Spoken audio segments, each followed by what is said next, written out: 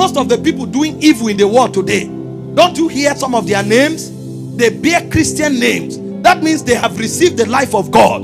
But the pastor kept blessing them without teaching them how to fight to win the war over sin. And so now, the money they got, the fame they got, the opportunities they got, they became the agents that Satan used to architect a dark civilization.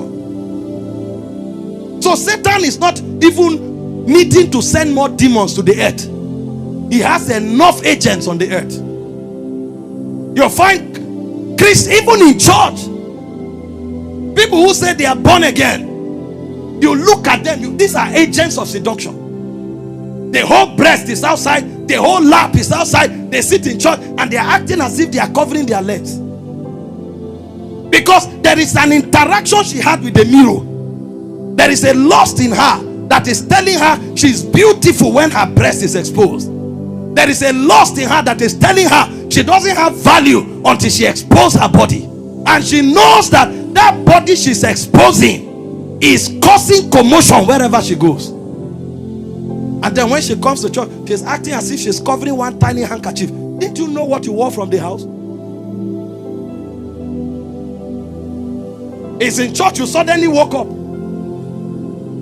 Do you know that one of the active sites for hookup now is church? When church closes, they stand by the roadside as if they are looking for lift. And they will carry them, pick a lift and go straight to commit immorality. Because these are agents of seduction. And before you blame the sisters, the men whose eyes cannot be in one place, they sit down, they are looking everywhere.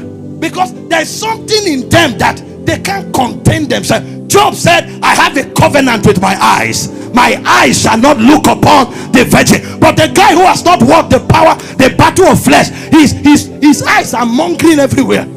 So even when the lady is trying to cover her leg, there is a war going on in the soul. And he will not tell himself the truth. He will not tell himself the truth that until he wins that battle, he's a slave. But so long as there's miracle service, prophecy service, you will think that guy is committed to God. He's not. He's trading with the anointing.